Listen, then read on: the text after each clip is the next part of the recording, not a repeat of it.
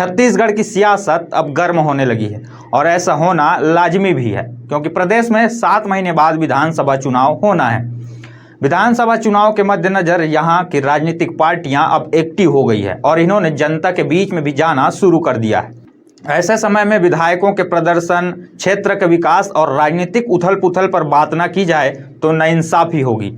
इसीलिए मैं आया हूं आपसे बातचीत करने आपके विधानसभा क्षेत्र के मुद्दों पर। नमस्कार, मेरा नाम है दीपक साहू और आप देख रहे हैं हमारा खास कार्यक्रम चुनावी बकबक। वीडियो शूट करने से पहले हमने ये सोचा कि सबसे पहले आपसे कौन से विधानसभा क्षेत्र पर बात की जाए। जब हमने इस पर गुणागणित लगाया तो समझ आया कि क्यों न छत्तीसगढ़ के सबसे बड़े विधानसभा पर सबसे पहले बात की जाए। तो आज आपसे बात होगी छत्तीसगढ़ के सबसे बड़े विधानसभा यानी कसडोल विधानसभा सीट पर। कसडोल विधानसभा के मौजूदा हालात, राजनीतिक उथल पुथल और विधायक के प्रदर्शन को जानने के लिए बने रहे हमारे वीडियो के अंत तक। साल 2018 के विधानसभा चुनाव में कसडोल विधानसभा सीट हाई प्रोफाइल सीटों में शामिल थी। हाई प्रोफाइल इसलिए भी थी क्योंकि यहां तत्कालिक विधानसभा अध्यक्ष गौरीशंकर अग्रवाल चुनावी मैदान पर थे। इसके उलट में कांग्रेस ने एक जिला पंचायत सदस्य को चुनावी मैदान पर उतारकर सबको चौंका दिया था। 2018 में हुए कड़े मुकाबले में यहां कांग्रेस उम्मीदवार शकुंतला साहू ने बाजी मार ली और इस सीट को कांग्रेस के खाते में ले आई। यूं तो कसडोल विधानसभा सीट को कांग्रेस का गढ़ माना जाता है, लेकिन भाजपा यहां पीछे नहीं है। छत्तीसगढ़ राज्य बनने के बाद हुए 4 विधानसभा चुनाव में यहां 3 बार कांग्रेस जीती है। भाजपा को सिर्फ 1 बार यहां जीत नसीब हुई है। साल 2003 और 2008 के चुनाव में यहां कांग्रेस के राजकमल सिंघानिया विधायक चुने गए। हालांकि साल 2013 में कांग्रेस यहां हैट्रिक लगाने से चूक गई और राज्य गठन के बाद पहली बार यहां कमल खिला। साल 2013 में यहां तीसरी बार चुनाव लड़ रहे राजकमल सिंघानिया को हार का सामना करना पड़ा। भाजपा के गौरीशंकर अग्रवाल करीब 26,000 वोटों से साल 2013 का चुनाव जीत गए। इसके बाद गौरीशंकर अग्रवाल को पार्टी ने विधानसभा अध्यक्ष की जिम्मेदारी दी।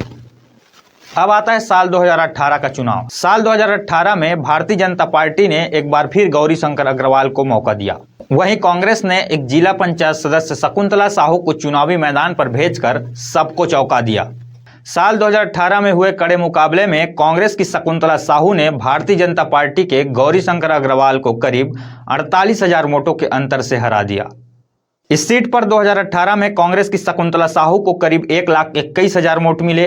वहीं भारतीय जनता पार्टी के गौरीशंकर अग्रवाल को महज 78,000 वोटों से संतोष करना पड़ा। अब आते हैं कसडोल विधानसभा क्षेत्र के जातिगत समीकरणों पर। कसडोल विधानसभा क्षेत्र पे स्थानीय और बाहरी का मुद्दा हमेशा से हावी रहा है। करीब 3,50,000 वोटर वाले इस विधानसभा सीट पर सबसे ज्यादा ओबीसी वर्ग के मतदाता रहते हैं। कहा जाता है कि जिस पार्टी ने इस वर्ग को साध लिया उसकी जीत पक्की है। साल 2018 के चुनाव में कुछ ऐसा ही यहां देखने को मिला। इसी सीट से ही पूर्व विधायक रहे महंत राम सुंदर दास का नाम कांग्रेस के दावेदारों में सबसे आगे चल रहा था, लेकिन ऐन वक्त पर उनका पत्ता कट गया। कांग्रेस यहां ओबीसी कार्ड खेलते हुए शकुंतला साहू को चुनावी मैदान पर भेजा। कांग्रेस की रणनीति कामयाब भी हुई और इस सीट को अपने कब्जे में ले लिया। वहीं दूसरी जातियों की बात करें तो यहां दूसरे नंबर पर अनुसूचित जाति, तीसरे नंबर पर अनुसूचित जनजाति वर्ग के मतदाता रहते हैं। ये वर्ग के मतदाता किसी भी परिणाम को पलटने का माद्दा रखते हैं। अब आते हैं कसडोल विधानसभा के मुद्दों पर। कसडोल विधानसभा क्षेत्र में मुद्दों की कमी नहीं है। यहाँ सबसे बड़ा मुद्दा स्वास्थ्य का है। कसडोल विधानसभा क्षेत्र पे अस्पताल तो बनाए गए हैं, लेकिन डॉक्टरों की आज भी यहाँ कमी है। मरीजों को इलाज के लिए दूसरे शहरों में जाना पड़ता है। दूसरे नंबर पर है रोजगार का मुद्दा। कसडोल विधानसभा के युवा आज भी रोजगार की तलाश में दूसरे शहरों की ओर पलायन कर रहे हैं। कसडोल विधानसभा में सिंचाई का मुद्दा बड़ा मुद्दा है। 15 साल पहले शुरू हुए समोंदा डायवर्सन का काम आज तक पूरा नहीं हो पाया है।